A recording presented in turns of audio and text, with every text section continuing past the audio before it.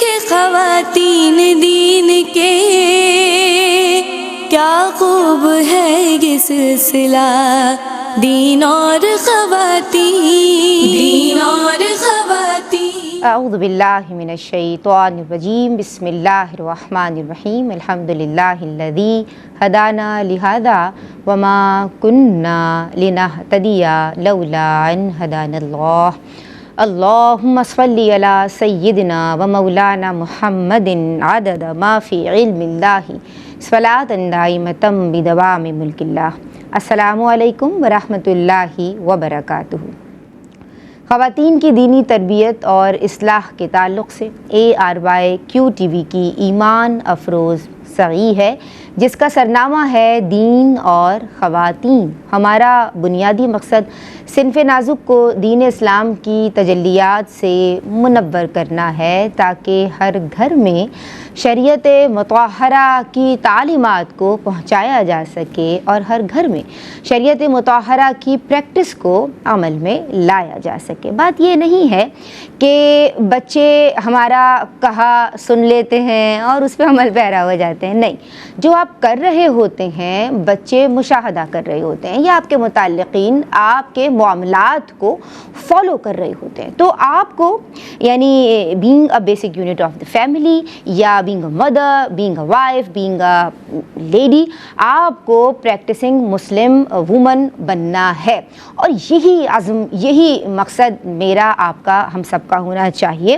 کہ جناب ہمارے معاملات ہمارے چھوٹے دیکھ رہے ہیں، ہمارے متعلقین دیکھ رہے ہیں، اور دین اور خواتین بنیادی طور پہ آپ تمام سے یہی تقاضا کر رہا ہے کہ میری ساری بہنیں شریعت مطہرہ کی تعلیمات کو سیکھیں۔ دین اسلام نے جناب بدشگونی کا، بیڈ اومنز، یا یہ جو سپرسٹیشنز ہیں، یا قیرہ اسلام میں سے کہا جاتا ہے، اس کہ تمام تصورات کو، تمام کانسیپٹس کو یکسر مسترد کیا ہے، اور اللہ کے حبیب سید الانبیاء، امام الانبیاء، حضور جان عالم صلی اللہ تعالی علیہ وآلہ وسلم نے اسے باطل قرار دیا ہے، اس کی سختی سے مذمت فرمائی ہے، نفی فرمائی ہے۔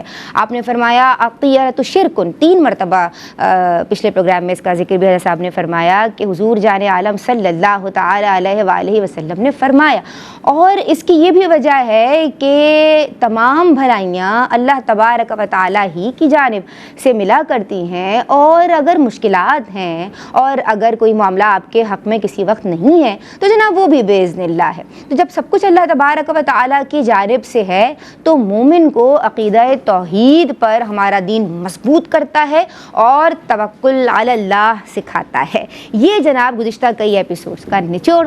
آج بھی ہم بات کر رہے ہیں توہمات پہ اور بدشگونی پہ۔ آپ کے اذان کے نقشوں پہ جو بھی سوالات ابھرے ہیں آپ ریسیور اٹھائیے، جو گیجٹس آپ کے پاس ہے، جو بھی گیجٹ آپ کے پاس ہے، آپ نے اس کے ذریعے پروگرام میں یعنی اپنا حصہ ڈالنا ہے۔ وہ کوئری جو آپ کے اذان کے نقشوں پہ ابھر رہی ہے اور شریعت مطہرہ کے تعلق سے ہے، اور آپ چاہتے ہیں کہ قرآن و سنت کی روشنی میں آپ کے سوالات کے جوابات دیے جائیں، تو آپ دین اور خواتین کے پلیٹ فارم کو ماشاء اللہ ثم ماشاء اللہ استعمال کر سکتے ہیں۔ بدشگونی مت لیجیے، خیال آ جاتا ہے، آ جائے، جھٹک دیں اور اللہ پہ توکل کریں۔ آج جو عالمات میری آپ کی ہم سب کی رہنمائی کے لیے آن دی سیٹ موجود ہیں، ماشاء اللہ ثم ماشاء اللہ، میری پہلی مہمان اسکالر گو کہ ابھی کم عمر ہے، نووارد ہیں، لیکن خیر کے ساتھ، خوبی کے ساتھ اور دلیل کے ساتھ بولنا سیکھ بھی رہی ہیں اور جانتی بھی ہیں۔ عالمہ حفصہ بطول سلام عرض کر رہی ہوں۔ السلام علیکم ورحمۃ اللہ وبرکاتہ۔ وعلیکم السلام ورحمۃ اللہ وبرکاتہ۔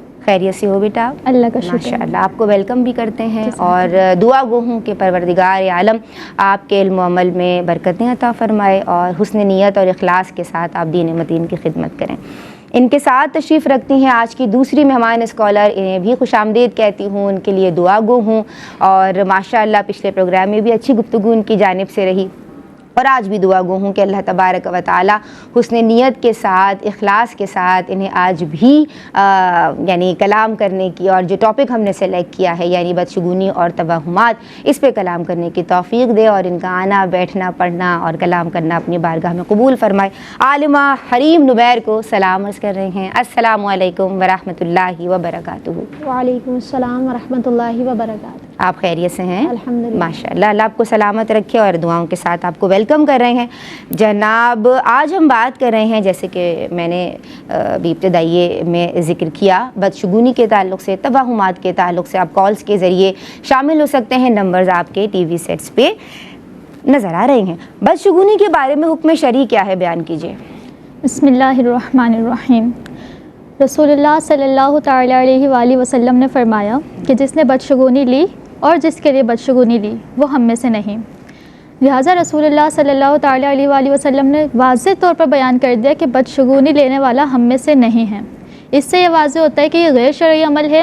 یہ بدشگونی جیسے اعمال کرنا، سوچنا ایسا، اور پھر سوچ کر کسی چیز کو چھوڑ دینا، یعنی کہ کوئی عمل کرنے جا رہے ہیں اور بدشگونی کو بیس بنا کر آپ نے وہ عمل چھوڑ دیا، تو یہ کرنے والا ہم میں سے نہیں ہے۔ یعنی رسول اللہ صلی اللہ تعالیٰ علیہ وآلہ وسلم نے تو ویسے ہی فرما دیا کہ ایسا شخص ہم میں سے ہے ہی نہیں۔ تو یہ غیر شرعی عمل ہے، کیونکہ مؤثر حقیقی صرف رب تعالیٰ کی ذات ہے۔ اللہ تعالیٰ کے علاوہ کوئی پتہ بھی نہیں ہل سکتا ہے، اللہ تعالیٰ کے علاوہ کچھ نہیں ہو سکتا۔ اللہ تعالیٰ کے حکم ہوگا تو کوئی عمل ہوگا۔ تو ہمیں اس چیز کو بیس بنا لینا چاہیے کہ اللہ تعالیٰ جو چاہے گا وہی ہوگا، جو اللہ تعالیٰ کا ارادہ ہوگا وہی ہوگا۔ ہم اپنے پاس سے کسی چیز کو بیس بنا لیں کہ کوئی دن ہے، کوئی مہینہ ہے، کوئی جگہ ہے، تو اس کی وجہ سے ہمارے ساتھ کچھ برا ہو رہا ہے، دن ایسے چل رہے ہیں، یا سفر کا مہینہ ہے تو اس کی وجہ سے ہم پر جو ہے برے اعمال ہو رہے ہیں، ہمارے ساتھ زندگی میں مشکلیں آ رہی ہیں، تو یہ تمام باطل عقائد ہیں۔ زمانہ جاہلیت میں کفار کا عقیدہ تھا، اور وہ اس چیز کو کہتے تھے کہ ماہ سفر آ گیا ہے تو یہ بھاری مہینہ ہے اور اس میں نیک کام نہ کیے جائے، یا کوئی گھر وغیرہ لے رہے ہیں، بزنس کر رہے ہیں یا نکاح کر رہے ہیں تو ماہ سفر میں نہ کیا جائے۔ یہ کفار کے عقائد تھے، اور رسول اللہ صلی اللہ تعالیٰ علیہ وآلہ وسلم نے واضح طور پر بیان کر دیا کہ سفر کوئی شے نہیں ہے۔ سفر کے بارے میں عقیدہ اس طریقے کا رکھنا بالکل بھی جائز نہیں ہے، زمانے جاہلیت کے لوگوں کا عقیدہ تھا۔ اسی طرح اللہ تعالیٰ نے قرآن پاک میں ارشاد فرمایا کہ اگر کوئی تکلیف تم تک پہنچے گی تو وہ اللہ تعالیٰ کی جانب سے ہی ہوگی، وہ اللہ تعالیٰ نے تم سے آزمائش کا ارادہ کیا ہے، اس وجہ سے آ رہی ہے۔ اور اگر تمہارے ساتھ کوئی خیر کا معاملہ ہو رہا ہے، بھلائی کا معاملہ ہو رہا ہے، تو وہ اللہ تعالیٰ کی طرف سے ہو رہا ہے، اللہ تعالیٰ ہی فضل کر رہا ہے وہ۔ لہٰذا اس طریقے کے عقائد رکھنا کہ کوئی مہینہ، کوئی دن یا کوئی جگہ ہم پر اثر انداز ہو رہی ہے اور اس وجہ سے ہماری زندگی میں مشاکل آ رہی ہیں، تو یہ جائز نہیں ہے۔ اچھا، دوسری بات یہ ہے کہ نہ چاہتے ہوئے بھی اگر ایسا خیال آ جائے کہ ماہ سفر چل رہا ہے اور کسی کے ذہن میں آ گیا کہ میرے ساتھ یہ برا ہوا ہے، سفر چل رہا ہے اس وجہ سے ہوا ہے، تو ایک تو خیال آتے ہی آپ نے فوراً جھٹک دیا تو کوئی مسئلہ نہیں ہے، کیونکہ اگر ایسا کرنے والا گناہ گار بھی نہیں ہوگا، کیونکہ اگر ہم یہ کہیں کہ اگر کسی نے ایسا خیال آیا تو اس وجہ سے وہ گناہ گار ہو رہا ہے، تو وہ اس کی طاقت سے زائد اس کے اوپر بوجھ ڈال رہا ہے۔ اور جبکہ اللہ تعالیٰ نے قرآن پاک میں فرمایا لا یکلف اللہ نفسا الا وسعها، کہ اللہ تعالیٰ کسی پر کسی کی جان سے زائد بوجھ نہیں ڈالتا ہے۔ تو اگر کسی پر خیال، کسی کے ذہن میں ایسے ہی خیال آ گیا اور اس نے جھٹک دیا تو وہ گناہ گار نہیں ہے، لیکن کسی کے ذہن میں خیال آیا، اس نے اس کو باقی رکھا اور پھر اس کو باقی رکھتے ہوئے اس پر عمل بھی کیا، تو پھر وہ گناہ گار ہوگا۔ ٹھیک ہے، صحیح۔ یعنی بدشگونی کی، توہمات کی، کالی بلی، الو، کسی دن، شخص یا مہینے کو منحوس گردانا، شرعی طور پہ اس کی کوئی حیثیت نہیں ہے۔ اسلام ان باطل تصورات کو رد کرتا ہے۔ مجھے یہ بتاؤ کہ فعل جو ہے اس کا کیا حکم شرعی ہے؟ فعل کے بارے میں جاننا چاہتے ہیں۔ بسم اللہ الرحمن الرحیم، صلی اللہ علیہ حبیبہ محمد وآلہ واصحابہ وسلم۔ دیکھیے، فعل دو طریقے کے ہوتے ہیں، ایک تو بدفعلی اور دوسرا فعل الحسن، نیک فعل۔ بدفعلی یعنی بدشگونی، بدشگونی سے تو حضور علیہ الصلوۃ والسلام نے منع فرمایا کہ بدشگونی کوئی چیز نہیں ہے اور اس سے رکنے کا حکم دیا۔ اور دوسری چیز آ جاتی ہے نیک فعل۔ اب نیک فعل کی اجازت ہمیں احادیث مبارکہ سے ملتی ہے، نیک فعل لینا جائز ہے، مستحب ہے۔ نبی کریم صلی اللہ تعالیٰ علیہ وسلم نے فرمایا کہ لا طیرۃ، کہ بدشگونی کوئی چیز نہیں ہے، وخیرها الفعل، اور نیک فعل اچھی چیز ہے۔ اور پھر فرمایا، لوگوں نے عرض کی حدیث کا آگے سے، وقالوا وما الفعل، لوگوں نے عرض کیا یا رسول اللہ صلی اللہ علیہ وسلم نیک فعل کیا چیز ہے؟ تو قال الکلمۃ الصالحۃ یسمعها احدکم، کہ وہ نیک کلمہ جو تم میں سے کوئی سنے. یعنی کہ نیک فعل کے بارے میں حضور علیہ الصلوۃ والسلام نے فرمایا کہ نیک فعل اچھی چیز ہے، اور نیک فعل جو ہے وہ کیا ہے کہ وہ نیک کلمہ ہے جو ہم کسی سے سنتے ہیں. اب فعل کا مطلب یہ ہے کہ ہم جو انسان کسی سے اچھے الفاظ، اچھا نام یا کسی دن کو اپنے لیے اچھا سمجھے تو اس سے نیک فعل لے.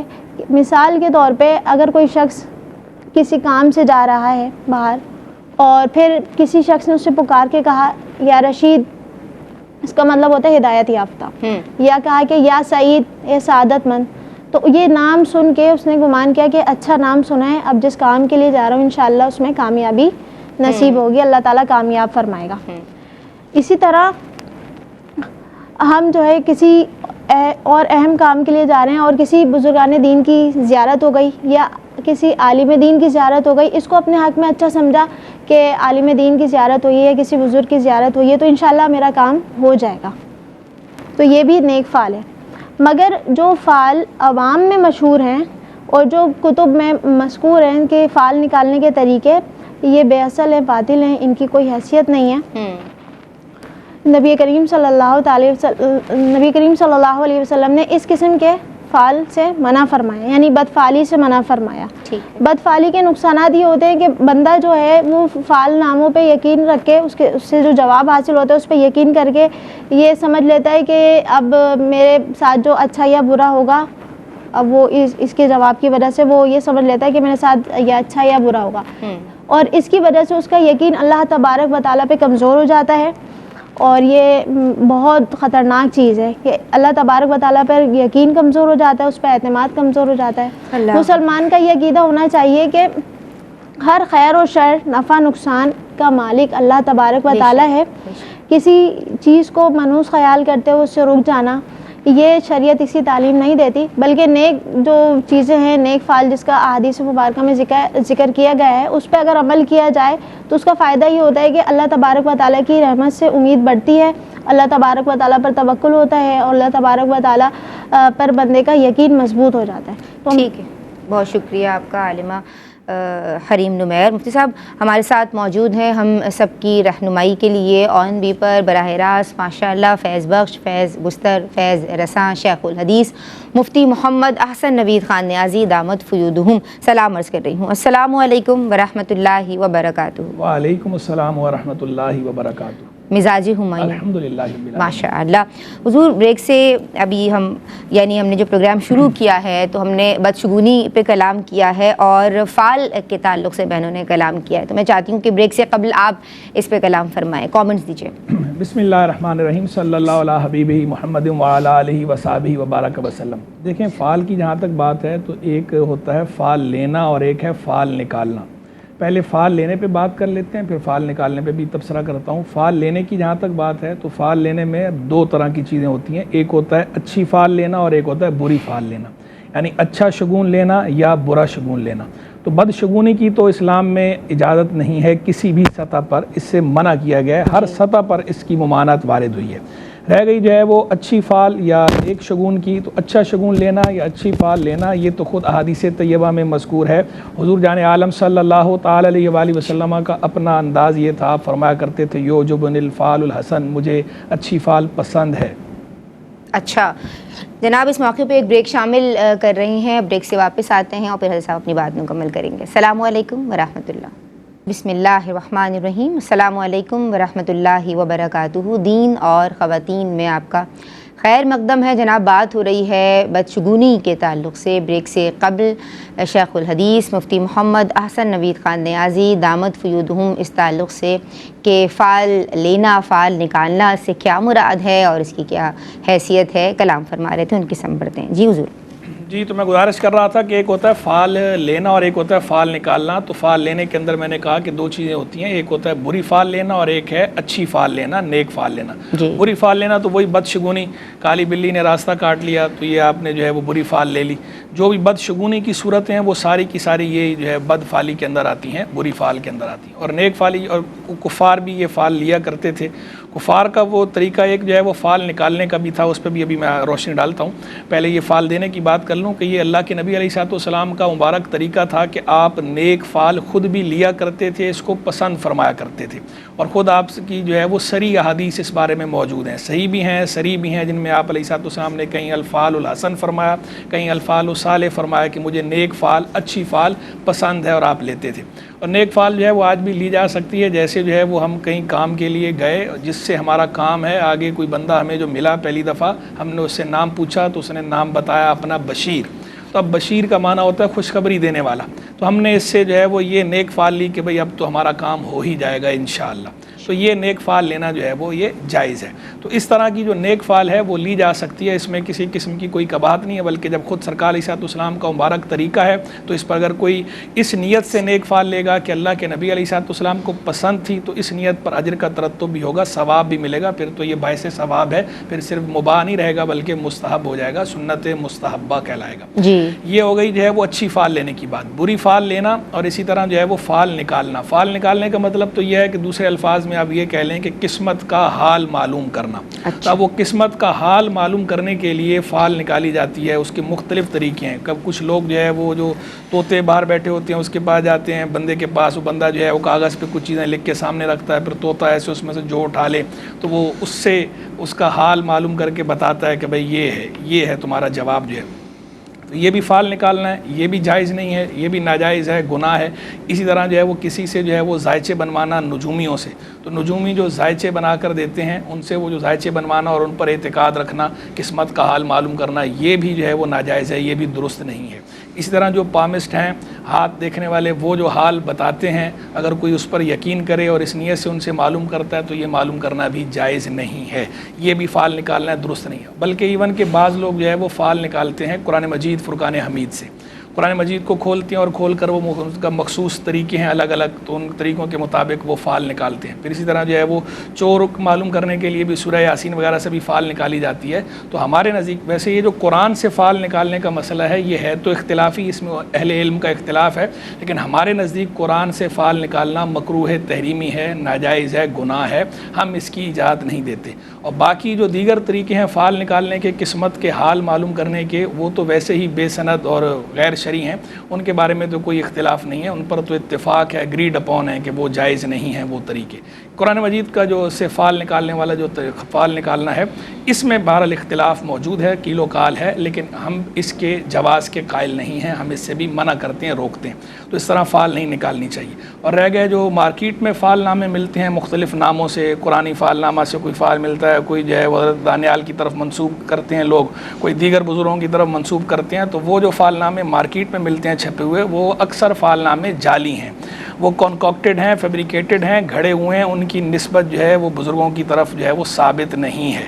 تو لہذا یہ فعال نکالنا یہ بھی جائز نہیں ہے. ہم اس طرح کے فعال ناموں کی بھی حوصلہ شکنی کرتے ہیں, اسے کنڈیم کرتے ہیں, اس کی حوصلہ افزائی نہیں کرتے. اور جو میں کفار کا طریقہ کہہ رہا تھا, کفار کا طریقہ جو بدشگونی کا ہے وہ تو تھا ہی, اس میں بھی اسی طرح وہ فعال ہی نکالا کرتے تھے کہ جب انہیں کسی کام کے لیے جانا ہوتا تھا تو وہ پرندے کو اڑا کے دیکھتے تھے کہ پرندہ اگر دائیں طرف اڑتا تھا تو وہ کام کر لیتے تھے, سفر کرتے تھے, اور اگر پرندہ بائیں طرف اڑتا تھا تو وہ سفر نہیں کرتے تھے. تو یہ بھی جو ہے بدشگونی کے ساتھ ساتھ جو ہے وہ یہ قسمت کا حال معلوم کرنے کے لیے جو فعال نکالنا ہے یہ اس کے ذیل میں بھی آتا ہے, اور دونوں پہلوؤں سے یہ جائز نہیں تھا ان کا یہ طریقہ. اور مسلمانوں کو اس طرح کے طریقوں سے منع کیا گیا, اس طرح کے طریقے اختیار نہیں کرنے چاہیے, بلکہ اللہ پہ کامل یقین ہونا چاہیے, اللہ پہ بھروسہ ہونا چاہیے. اور اچھی فعال لینا, نیک فعال کسی چیز سے لینا وہ الگ چیز ہے, اور یہ فعال نکالنا, قسمت کا حال معلوم کرنا, یہ الگ چیز ہے. قسمت کا حال معلوم کرنے کی اس طرح کوششیں نہیں کرنی چاہیے, یہ کوئی مستحسن کوششیں نہیں ہیں. ہمیں قسمت کا حال معلوم کرنے کا مکلف نہیں کیا گیا, بلکہ ہمیں عمل کا مکلف کیا گیا, کوشش کا مکلف کیا گیا. اپنی کوشش کریں, اپنی تدبیر اختیار کریں جائز طریقے سے, اور جو نتیجہ ہے وہ اللہ رب العزت پہ چھوڑ دیں, مسبب الاسباب پہ چھوڑ دیں. نتیجہ انشاءاللہ اللہ کی رحمت سے اچھا ہی نکلے گا. بہت شکریہ حاجی صاحب آپ کا. عالمہ حفصہ بطول آپ کی سمت آؤں گی. بعض لوگ کسی خاص تاریخ کو یا دن کو برا سمجھتے ہیں, اس تعلق سے شرعی رہنمائی کیجیے. بسم اللہ الرحمن الرحیم. اللہ تبارک و تعالیٰ قرآن مجید میں ارشاد فرماتا ہے ما اصابک من حسنۃ فمن اللہ وما اصابک من سیئۃ فمن نفسک. یعنی کہ جو تم پر بھلائی آ رہی ہے وہ اللہ تعالیٰ کی طرف سے ہے, اور جو تم پر برائی آ رہی ہے وہ تمہارے اپنی خرابی نفس کی وجہ سے آ رہی ہے. لہٰذا اگر کوئی برا عمل ہو رہا ہے, پریشانی آ رہی ہے, اس کو کسی دن پر ڈال دینا, کسی مہینے پر ڈال دینا تو یہ جائز نہیں ہے, کیونکہ ہم جو اعمال کر رہے ہیں اسی کی ہی جو ہے وجہ سے ہماری زندگی میں پرابلمس آتی ہیں. اللہ تعالیٰ نے فرما دیا کہ اگر کوئی بھلائی آ رہی ہے تو وہ اللہ تعالیٰ کی طرف سے آ رہی ہے جی. اور اگر کوئی پریشانی آ رہی ہے, کچھ ہو رہا ہے, تو وہ تمہارے برے اعمال ہیں, تمہارے گناہوں کی وجہ سے آ رہی ہے, تمہاری خرابی نفس کی وجہ سے آ رہی ہے, بے دینی کی وجہ سے آ رہی ہے. یہ بے دینی, گناہ, یہ سب چیزیں دور ہو جائیں گی تو خود ہی سب کچھ صحیح ہو جائے گا. تو ہماری خرابی اور جو بے دینی ہے نا, اس کی وجہ سے یہ سب کچھ ہو رہا ہوتا ہے. یہ ایسا نہیں ہے کہ کوئی دن یا کوئی مہینہ یا کوئی جگہ منحوس ہے. اللہ تعالیٰ نے تمام دن بنائے ہیں, وہ خیر والے ہی ہیں, وہ اچھے ہی ہیں. اللہ تعالیٰ نے اس کو اچھا ہی بیان کیا ہے. لیکن یہ کرنا کہ کوئی دن برا ہے یا اس دن یہ کام نہ کیا جائے تو کام صحیح نہیں ہوگا, یہ اعتقاد باطل ہے, اس کی شریعت پر کوئی حیثیت نہیں ہے. تو ہر وہ دن افضل ہے, ہر وہ دن خیر والا ہے جس میں ہم خیر والے معاملات کریں, اللہ تعالیٰ کی عبادت کریں, اللہ تعالیٰ کے قریب ہو جائیں, رسول اللہ صلی اللہ تعالیٰ علیہ وآلہ وسلم کی تعلیمات پر عمل کریں, تو وہ ہر دن خیر والا ہے. اور وہ ہر دن منحوس ہے جس میں ہم اللہ تعالیٰ سے دور ہو جائیں, گناہ کریں, معصیت کو لے لیں, تو یہ جائز نہیں ہوگا, تو وہ دن برا ہے. تو ہمیں چاہیے کہ ہم جو ہے اچھا عمل کریں, اچھی چیزیں کریں, دین کے قریب ہو جائیں, قرآن پڑھیں, حدیث پڑھیں, تو خود ہی ہماری زندگی صحیح ہو جائے گی. لیکن جب ہم دین سے ہی دور ہو جائیں گے تو خود ہی ہماری زندگی میں پرابلمس آئیں گے, اور پھر وہ کسی دن پر ڈال دینا یا کسی مہینے پر ڈال دینا تو یہ بالکل بھی جائز عمل نہیں ہے, جس طریقے سے ہم نے پہلے بیان کیا. باقی پرابلمس ہیں وہ زندگی میں آتی رہتی ہیں, کس کی زندگی میں نہیں آئی ابھی تک؟ ہر کسی کی زندگی میں کوئی نہ کوئی پرابلم ہے ہی. ایون کفار نے رسول اللہ صلی اللہ تعالیٰ علیہ وآلہ وسلم کے ساتھ کیا کیا نہیں کیا, طائف میں کیا کیا نہیں ہوا.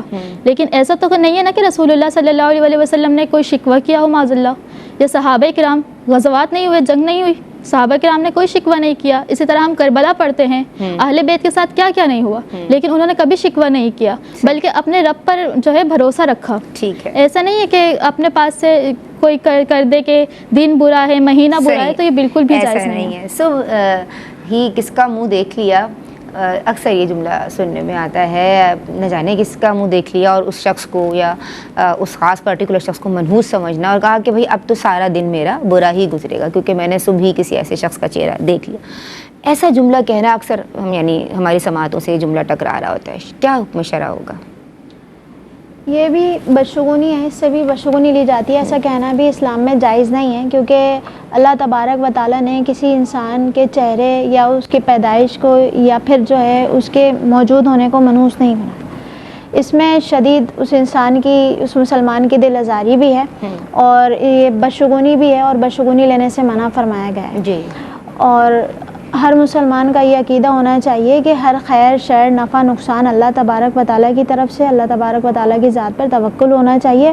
اور دوسری چیز, اگر کوئی مذاق اڑانے کی نیت سے ایسا کہہ رہا ہے, اس قسم کے الفاظ, پیچھے بدشگونی والا عقیدہ نہیں ہے لیکن اس شخص کا مذاق اڑایا جا رہا ہے, تو اس سے بھی اس قسم کے الفاظ استعمال کرنا یہ بھی جائز نہیں ہے, کیونکہ اس کی وجہ سے اس مسلمان کی شدید دل آزاری ہو رہی ہے, اور یہ جہنم میں لے جانے والے کام ہے, اور یہ بہتان گناہ کا سبب ہے. نبی کریم صلی اللہ تعالیٰ علیہ وسلم نے فرمایا کہ جس نے کسی مسلمان کو عزت دی اس نے مجھے عزت دی, اور جس نے مجھے عزت دی اس نے اللہ تبارک و تعالیٰ کو عزت دی. اور اللہ تبارک و تعالیٰ کو عزت دینے کے حوالے سے قرآن کریم میں مذکور ہے. اس کا مفہوم یہ ہے کہ جس نے اللہ اور اس کے رسول کو عزت دی اس پر اللہ تبارک و تعالیٰ کی لعنت ہے. تو ہمیں چاہیے کہ ہم اس قسم کے عقیدے سے کہ کسی کو دیکھ لیا تو اس کی وجہ سے ہمارا دن خراب ہو گیا, بچنا چاہیے. بلکہ عقیدہ یہ ہونا چاہیے کہ ہر خیر شر نفع نقصان اللہ تبارک و تعالیٰ کے اختیار میں ہے, اور اپنی زبان کو اس قسم کے الفاظ سے بھی محفوظ رکھنا چاہیے جس کی وجہ سے کسی کی دل آزاری. جی, زبان کو کنٹرول میں رکھنا چاہیے. اس طرح کے جملے سننے میں بھی آ رہے ہوتے ہیں، تو سب کو اپنی اپنی آخرت کی بھی فکر کرنی ہے اور ہدایت بھی لینی ہے۔ السلام علیکم ورحمۃ اللہ، ایک بریک شامل کریں۔ بسم اللہ الرحمن الرحیم، السلام علیکم ورحمۃ اللہ وبرکاتہ۔ دین اور خواتین میں آپ کا خیر مقدم ہے۔ بات ہو رہی ہے جناب بدشگونی کے تعلق سے، کسی شخص کو، کسی دن کو، کسی گھڑی کو یا کسی مہینے کو منحوس سمجھنا، یا یہ سمجھنا کہ آج کچھ برا ہو جائے گا، یا کسی کا چہرہ دیکھ لیا تو آج کا دن اچھا نہیں، یا کوئی بھی دن اچھا نہیں گزرے گا، اس پہ کلام ہو رہا ہے۔ آپ کالز کے ذریعے شامل بھی ہو سکتے ہیں، عالمات آن دی سیٹ موجود ہیں، آن بھی پر براہ راست مفتی صاحب ہماری رہنمائی فرما رہے ہیں۔ یہ صاحب میں آپ کی سمت آؤں گی، اور بریک سے قبل عالمات نے اس تعلق سے کلام کیا کہ کسی شخص کو برا، یا کسی دن کو، یا کسی وقت کو منحوس سمجھنا، یا یہ کہنا کہ صبح کس کا چہرہ دیکھ لیا اب سارا دن جو ہے وہ خراب گزرے گا، اکثر یہ جملہ بھی سننے میں آتا ہے۔ کئی دفعہ ہم اس پہ جو ہے وہ روشنی ڈال چکے ہیں کہ اس طرح کسی کو منحوس سمجھنا درست نہیں ہے۔ کئی دفعہ ہم بتا چکے ہیں، نہ کسی دن کو منحوس سمجھا جا سکتا ہے، نہ ہی کسی جگہ کو منحوس سمجھا جا سکتا ہے، اور نہ ہی کسی انسان کو منحوس سمجھا جا سکتا ہے۔ اس طرح اپنی اٹکل سے کسی کو منحوس سمجھنا یہ درست نہیں ہے، یہ جائز نہیں ہے، اور کئی مفاسد کا اور کئی خرابیوں کا سبب بھی بنتا ہے۔ تو اس طرح نہیں سمجھنا چاہیے، بلکہ اللہ تبارک و تعالیٰ کی تقدیر پہ بھروسہ رکھنا چاہیے، توہم پرست نہیں ہونا چاہیے۔ اکثر یہ توہم پرستی ہوتی ہے کہ آپ نے کسی وجہ سے اگر آپ کا کام نہیں ہوا تو آپ کا کام نہ ہونے کی مختلف وجہ ہو سکتی ہیں۔ یہ بھی ہو سکتا ہے کہ آپ نے جو ہے وہ اچھے انداز میں اسے مینیج نہیں کیا، حسن تدبیر جس کو کہا جاتا ہے، کہ آپ نے تدبیر اچھے انداز سے نہیں کی، حسن انتظام یا حسن تدبیر اختیار نہیں کی، جس کے نتیجے میں آپ کا کام نہیں ہوا۔ تو اب اسے جو ہے وہ کسی جگہ پہ ڈال دینا، کسی جگہ کو منحوس سمجھنا، یا کسی بندے کو منحوس سمجھنا، یا جو ہے کسی دن کو یا کسی وقت کو منحوس سمجھنا کہ چونکہ اس وقت میں گیا تھا اس لیے یہ کام نہیں ہوا، اس وقت کی یہ نحوست ہے۔ تو یہ باطل خیالات ہیں، اس طرح کے فاسد نظریات پر جو ہے وہ توجہ نہیں دینی چاہیے، اس طرح کے خیالات فوراً جھٹک دینے چاہیے، بلکہ جو ہے وہ آپ اپنے طرز عمل کو دیکھیں کہ مجھ سے کہاں غلطی ہو رہی ہے، آیا میں جو ہے وہ اس کو صحیح انداز میں مینیج کیوں نہیں کر پا رہا یا کیوں نہیں کر پا رہی۔ کیونکہ اکثر ایسا ہوتا ہے کہ ہمارے کام نہ ہونے کی جو بڑی وجہ ہوتی ہے، جو رکاوٹ ہوتی ہے، وہ ہمارا صحیح تدبیر اختیار کرنا نہیں ہوتا۔ کبھی تدبیر صحیح اختیار نہیں کی ہوتی، اور کبھی یہ ہوتا ہے کہ ہر چیز کا ایک وقت ہوتا ہے مناسب اور معقول، موقع محل جسے کہتے ہیں، تو موقع محل کے مطابق نہیں ہوتا، اس وجہ سے بھی نہیں ہو رہا ہوتا۔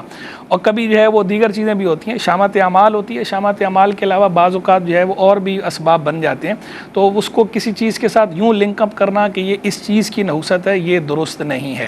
نحوست تو ہم پہلے بھی کئی دفعہ بتا چکے ہیں کہ صرف اور صرف جو ہے وہ معاصی میں نحوست ہے، کہ جو اللہ کی نافرمانی ہے اس میں نحوست ہے۔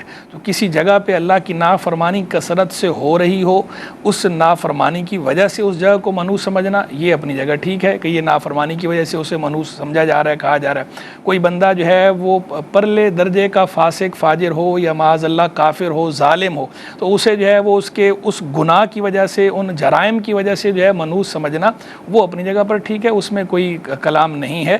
لیکن اسی طرح جو ہے وہ جس وقت میں جو ہے وہ کثرت کے ساتھ نافرمانی اللہ کی ہو رہی ہو، گناہ ہو رہا ہو، یا شرک ہو رہا ہو، کفر ہو رہا ہو، تو اس وجہ سے وہاں خاص اس تناظر میں، اس سیاق و سباق میں اسے منحوس سمجھنا یا کہنا یہ اپنی جگہ درست ہے، اس میں کلام نہیں ہے۔ باقی اس سے ہٹ کر جنرلی عام طور پر ویسے جو ہے جیسے کسی جگہ کو لوگ خواہ مخواہ منحوس سمجھ لیتے ہیں، تو یہ منحوس سمجھنا جگہ کو یا وقت کو یا بندے کو یہ درست نہیں ہے، یہ توکل کے بھی منافی ہے۔ اللہ تبارک و تعالیٰ پہ بندے کا بھروسہ کامل ہونا چاہیے، یقین کامل ہونا چاہیے، اور توہم پرست نہیں ہونا چاہیے۔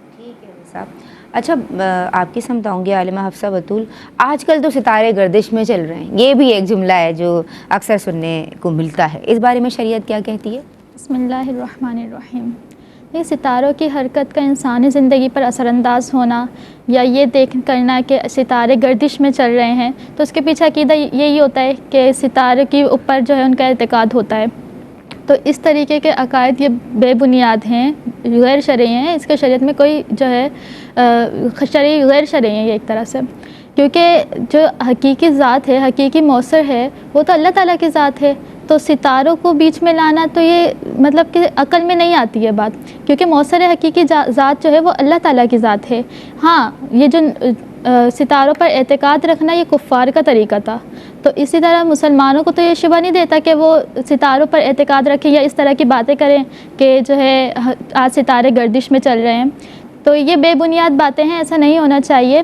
تو ستاروں کی چال سے اپنا فیوچر معلوم کرنا اور پھر معلوم کر کے اسی پر اعتقاد رکھنا کہ ہاں اب ستارے یہ کہہ رہے ہیں تو اب یہی ہوگا میرے ساتھ، تو یہ غیر شرعی ہے، جائز و حرام چیز ہے، ایسا نہیں ہونا چاہیے۔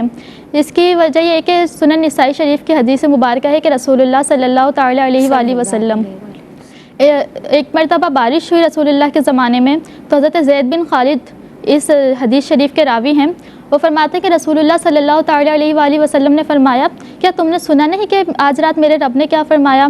تو اس نے فرمایا کہ میں نے اپنے بندے پر بارش کی اور تو ان میں سے ایک گروہ اس وجہ سے کافر رہا کہ اس نے یہ اعتقاد رکھا کہ ہم فلاں نشتر کے سبب ہم پر بارش کی گئی، نشتر یعنی ستارے کے سبب، تو وہ اس وجہ سے کافر رہا۔ اور دوسرا جو تھا اس نے یہ اعتقاد رکھا کہ ہم پر اللہ تعالیٰ نے بارش کی ہے، تو جس نے یہ کہا نا کہ ہم نے اللہ تعالیٰ نے ہم پر بارش کی ہے یا اللہ تعالیٰ کے نے ہی جو ہے اس عمل کو وجود میں لایا ہے، تو وہ ایمان لایا اور اس نے ستاروں کا انکار کیا۔ اور دوسرا وہ تھا کہ جس نے یہ اعتقاد رکھا کہ ہم فلاں نشتر یعنی ستارے کے سبب ہم پر بارش کی گئی ہے، تو وہ ہے جس نے اللہ پر ایمان نہ رکھا بلکہ ستاروں پر ایمان رکھا اور وہ کافر ہو گیا۔ تو ستاروں پر ایمان رکھنا یہ کفر تک لے جاتا ہے، یہ شرکیہ چیز ہے، تو لہٰذا ہمیں چاہیے جب بھی ہم کوئی جملہ کہہ رہے ہیں، کوئی بات کر رہے ہیں، تو ہم سوچ سمجھ کر کہیں۔ بسا اوقات ہمیں معلوم نہیں ہوتا، وہ کلمات کفریہ ہو جاتے ہیں اور وہ شرک اور کفر تک لے جاتے ہیں، تو ہمیں چاہیے جب ہم کوئی بات کریں تو سوچ سمجھ کے کہیں کہ ہم بات کہہ کیا رہے ہیں۔ ہمیں بولتے وقت اکثر معلوم نہیں ہوتا کہ ہم کیا بات کر رہے ہیں، بس ہم مذاق میں ایسے ہی بول دیتے ہیں اور پھر بعد میں وہ کفر تک لے جاتا ہے اور ہمیں علم تک نہیں ہوتا ہے۔ وہ دانا کہتے ہیں نا، پہلے تو پھر بولو، وہ والی بات۔ اچھا، بائیں آنکھ پھڑک رہی ہے، اس کا بھی عوام الناس میں ایک تصور موجود ہے، وہ یہ سمجھتے ہیں کہ اگر بائیں آنکھ پھڑکے گی تو کوئی بری خبر ہو سکتا ہے کہ سننے کو ملے، کچھ غلط ہونے والا ہے نا، تو اس طرح کا تصور رکھنا، یا بعض لوگوں کو یہ بھی تصور ہوتا ہے کہ اگر دائیں آنکھ پھڑکے تو کچھ اچھا ہوگا، تو اس طرح کے تصوری اسپیشلی بائیں آنکھ کے تعلق سے کہ برا ہوگا، بائیں آنکھ پھڑک رہی ہے، کیا حکم شرعی ہوگا؟ یہ بھی بے اصل اور باطل ہے۔ آنکھ کا پھڑکنا شریعت میں کسی کام کے اچھے یا برا ہونے کی علامت نہیں ہے کہ اس کی بنیاد پہ آپ کو یہ فیصلہ کرنے سے رک جائیں یا جو ہے اس کی وجہ سے کوئی واقعے کی پیشن گوئی کریں۔ تو یہ آنکھ کا پھڑکنا بسا اوقات جو ہے وہ تھکن کی وجہ سے ہوتا ہے، نیند کی کمی کی وجہ سے ہوتا ہے یا اسٹریس کی وجہ سے بھی ہوتا ہے۔ یہ ایک عام طبی کیفیت ہے، نہ کہ کوئی غیبی اشارہ کہ اس کو سمجھ لیں کہ اس کی وجہ سے اچھا یا برا ہو رہا ہے۔ وہی عقیدہ ہمارا یہی ہونا چاہیے کہ اللہ تبارک و تعالیٰ ہی خیر اور شر کا مالک ہے، سب کچھ اس کی مشیت کے مطابق ہوتا ہے، نہ کہ کسی آنکھ کے پھڑکنے سے۔ یا کوئی بھی اگر آپ کا مسل پھڑکنا شروع کر دے تو اس کا تعلق اس سے نہیں ہے۔ عادل صاحب، میں آپ کی اس سمت آ رہی ہوں اور میں چاہتی ہوں کہ آپ اس تعلق سے ہماری رہنمائی فرمائیں۔ دیکھیں، یہ ستاروں کی بات ہوئی نا، دیکھ ستاروں کے اندر جو ہے ایک چیز سمجھیں کہ ایک ہوتا ہے جو ہے وہ سائن ہونا، کسی چیز کی جو ہے وہ نشانی ہونا، کسی چیز کی علامت ہونا، اور ایک ہوتا ہے کسی چیز کی علت ہونا، سبب ہونا، کاز اینڈ افیکٹ جس کو کہا جاتا ہے، تو جو ہے وہ ریزن، تو ریزن ہو گیا، کاز ہو گیا، یہ الگ چیز ہے، اور سائن سمبل یہ الگ چیز ہے۔ تو یہ جو ستارے ہوتے ہیں نا، یہ کسی چیز کا سمبل تو بن سکتے ہیں، نشانی تو بن سکتے ہیں، تو نشانی کے طور پر تو اس کو حدود و قیود میں ذکر کیا جا سکتا ہے، لیکن اس کو جو ہے وہ سبب اور علت کے درجے میں رکھنا یا سبب اور علت کے درجے میں اس پر اعتقاد رکھنا یا سبب اور علت کے درجے میں اس کو بیان کرنا یہ جائز نہیں ہے۔ جیسے دیکھیں موسمیات کے اندر بھی ایسا ہوتا ہے نا کہ یہ جو موسم کی پیشن گوئیاں ہوتی ہیں، تو یہ بھی بعض اوقات جو ہے وہ یہ ستاروں کے اس کو احوال دیکھ کر اس کے نتیجے میں یہ پیشن گوئیاں کی جا رہی ہوتی ہیں۔ تو یہ جب تک جو ہے وہ پیشن گوئی جو ہے وہ صرف سائن اینڈ سمبل اس درجے میں ہو، ضنی اور تخمینی درجے میں ہو، ایک اندازے کا اظہار ہو، تو اس وقت تک اس پیشن گوئی کرنے میں یا اس پیشن گوئی کو بیان کرنے میں کوئی حرج کی بات نہیں ہے، جبکہ بندے کا نظریہ اور اعتقاد درست ہو۔ تو جو نشانی ہے، علامت ہے، علامت یا نشانی تو ہو سکتی ہے ضنی یا تخمینی طور پر، لیکن جو ہے وہ سبب علت، تو سبب اور علت کے درجے میں اس کو رکھنا یہ درست نہیں ہے، اور اس طرح بیان کرنا بھی درست نہیں ہے۔ مؤثر حقیقی اللہ تبارک و تعالی ہی ہے، تو اللہ تبارک و تعالی مؤثر حقیقی ہے، اللہ کے چاہنے سے ہی ہوتا ہے، اللہ چاہتا ہے تو کچھ ہوتا ہے، اللہ نہیں چاہتا تو نہیں ہوتا۔ ٹھیک۔ تو ہر چیز کا خالق اللہ تبارک و تعالی ہی ہے، ہر چیز کا مؤثر حقیقی اللہ ہی ہے، اصلی مؤثر اللہ تبارک و تعالی ہی ہے۔ باقی رہ گیا جو ہے وہ ستاروں کی جو بہت سی اچھی باتیں، جیسے ستاروں کے ذریعے سمت معلوم کی جاتی ہے، اوقات معلوم کیے جاتے ہیں، تو یہ علم نجوم کا وہ حصہ ہے کہ جو حصہ جائز ہے، اور جس حصے پر کام ہوتا ہے اور اس کام سے جو ہے وہ لوگوں کا، خلق خدا کا بھلا فائدہ ہے، بہت سی چیزیں جو ہے وہ ان کی دریافت میں، ان کی ایجاد میں اس چیز سے بڑا فائدہ ہوا۔ لیکن یہ جو دوسرا حصہ ہے علم نجوم کا کہ جس کے اندر یہ پیشن گوئیاں اس طرح ہوتی ہیں کہ اسے بالکل سبب کے درجے میں لے جاتے ہیں، علت کے درجے میں لے جاتے ہیں، اور اس پر اعتقاد رکھنا شروع کر دیتے ہیں، اور قسمت کا حال معلوم کرنے والا جو پہلو ہے وہ سارے کا سارا وہ جو کاہن اور عراف والا جو حدیث کے اندر جس کی معنات آئی، وہ جو انداز ہے اس کو تو بہرحال ہم کنڈم کرتے ہیں۔ اس کی ایجاد تو کوئی بھی عالم نہیں دے سکتا، نہ کوئی جو ہے مفتی دے سکتا ہے اس کی ایجاد، کہ وہ جائز نہیں ہے، اللہ تبارک و تعالیٰ پر توکل کے منافی ہے۔ باقی جو اس کا درست حصہ ہے، اتنا حصہ کہ جس کا تعلق خلق خدا کے فائدے کے ساتھ ہے اور جو سائنٹیفکلی بھی جو ہے پرووڈ ہے، تو اتنا حصہ جو ہے وہ درست ہے، اور وہ بھی جو ہے وہ علامت کے درجے میں، نشانی کے درجے میں، تو اس پر کوئی سخت حکم بھی نہیں ہے۔ اچھا، یہ تو ہو گئی بات اس کی۔ اور یہ بائیں آنکھ پھڑکنا، اور باقی جو ہے وہ آنکھ پھڑکنے کی جہاں تک بات ہے، لوگوں میں مختلف طرح کے تصورات اس طرح کے رائج ہیں۔ بعض جو ہے وہ آنکھ پھڑکنے کے والے سے بھی جو ہے نا بائیں آنکھ پھڑک رہی ہے تو ایسا ہوگا۔ اچھا، اسی طرح جو ہے وہ کھجلی کے والے سے بھی کہتے ہیں کہ جی ہاتھ کے اندر کھجلی ہو گئی تو کہتے ہیں جی وہ بائیں ہاتھ میں کھجلی ہو یا دائیں میں ہاتھ میں، ایک ہاتھ میں کھجلی ہو تو کہتے ہیں پیسہ آئے گا، دوسرے ہاتھ میں جو ہے وہ کھجلی ہو تو کہتے ہیں پیسہ جائے گا۔ تو بھائی پیسہ آنے یا جانے کا تعلق جو ہے وہ آپ کے ہاتھ کی کھجلی کے ساتھ نہیں ہے۔ بھلے اگر پیسہ نہیں آنا تو آپ سارا دن ہاتھ کھجاتے رہیں، پیسہ نہیں آئے گا۔ ورنہ تو جتنے بھی لوگ تھے جن کو پیسے کی ضرورت ہوتی ہے تو وہ ساری بیٹھ کے جو ہے وہ ہاتھ پکڑ کے وہ کھجاتے ہی رہیں تاکہ جو ہے پیسہ آ جائے۔ تو اس طرح پیسہ نہیں آتا، پیسہ انہی طریقوں سے آئے گا جن طریقوں سے پیسہ آتا ہے۔ باقی اس میں حلال حرام کا لحاظ دوبارہ رکھا جائے گا۔ تو یہ جو کھجلی کا تصور ہے کہ اس ہاتھ میں کھجلی ہو گئی پیسہ آئے گا، اس ہاتھ میں کھجلی ہوئی پیسہ جائے گا، اس کا کوئی اس کی اصل نہیں ہے، کوئی اس کا اس کے ساتھ تعلق نہیں ہے، پیسوں کے ساتھ، نہ پیسوں کے جانے کے ساتھ نہ پیسوں کے آنے کے ساتھ۔ ایسی جو ہے وہ آنکھ پھڑکنے کا بھی کوئی کسی قسم کا ایسا تعلق نہیں ہے کسی اچھائی کے ساتھ یا برائی کے ساتھ، یا خوشی کی خبر کے ساتھ یا جو ہے وہ بری خبر کے ساتھ۔ آنکھ پھڑکنے کا کوئی تعلق نہیں ہے، چاہے وہ دائیں آنکھ ہو، چاہے وہ بائیں آنکھ ہو، چاہے وہ جتنی دفعہ بھی آنکھ جو ہے وہ پھڑکتی رہے، کوئی اس کے اندر کوئی کسی قسم کا اس کا قسمت کے ساتھ کوئی ایسا تعلق نہیں ہے، کوئی اس میں ایسے اشارے نہیں ہوتے۔ اور ویسے بھی جو ہے وہ رجم بالغیب سے منع کیا گیا ہے، تخرص سے، تکوں سے منع کیا گیا ہے۔ ان باتوں کی بنیاد پر کوئی اپنی طرف سے دعوے کرے تو یہ رجم بالغیب ہے۔ رجم بالغیب کا مطلب ہے یعنی غیبی بات کا دعویٰ کرنا اٹکل سے اپنی، اور غیبی بات جو ہے اس کے لیے بہرحال وحی درکار ہے، بغیر وحی کے غیبی بات کا ادراک نہیں ہوتا، اور نہ ہی غیبی بات اس طرح بیان کی جا سکتی ہے۔ تو اس کے لیے نص درکار ہے، نص ہے نہیں، جب نص شرعی نہ ہو تو اس طرح اٹکل سے باتیں کرنا، غیبی باتیں کرنا وہ جائز نہیں ہے، اس سے سختی سے منع کیا گیا ہے، یہ بھی اسی میں شامل ہے۔ تو لہذا جو ہے وہ دائیں آنکھ ہو یا بائیں آنکھ ہو، آنکھ پھڑک رہی ہے یا نہیں پھڑک رہی، نہ آنکھ پھڑکنے کا کوئی تعلق ہے کسی غیبی بات کے ادراک کے ساتھ، اور نہ آنکھ نہ پھڑکنے کا کوئی تعلق ہے۔ باقی یہاں طبی میڈیکلی جو چیزیں ہوتی ہیں وہ میڈیکل ہی ہیں، اس کے جو میڈیکل اسباب ہیں، طبی اسباب ہیں، ان اسباب کے مطابق آنکھ پھڑک رہی ہوتی ہے، اور بہت زیادہ پھڑک رہی ہو تو پھر جو ہے وہ بندہ معالج سے تعلق ہے، معالج سے تعلق ہے، بندہ ڈاکٹر سے کنسلٹ کرے، طبیب سے کنسلٹ کرے اور اس کا علاج کرائے، نہ کہ یہ کیسے اشارے سمجھتا رہے۔ بہت شکریہ حضرت صاحب، آپ کا شکر گزار ہے، ماشاءاللہ ایز آلویز ایز یوزول آپ نے نفع بخش گفتگو فرمائی ہے، اللہ آپ کا سایہ عاطفت دراز فرمائے۔ میں شکریہ ادا کرتی ہوں عالمہ حفصہ بتول آپ کا اور عالمہ حریم نمیر آپ کا۔ ناظرین آج کے لیے بس اتنا ہی، اللہ تبارک و تعالی ہم سب سے راضی ہو اور خالصتاً اسی پہ توکل کرنے کی ہمیں توفیق عطا فرمائے۔ السلام علیکم ورحمۃ اللہ۔ بہرے نصاب دیکھیے آقا کی فرامی، اوج کمال پر ہے وہ تابندہ مضامین، احکام اس میں سیکھے خواتین دین کے، کیا خوب ہے یہ سلسلہ دین اور خواتین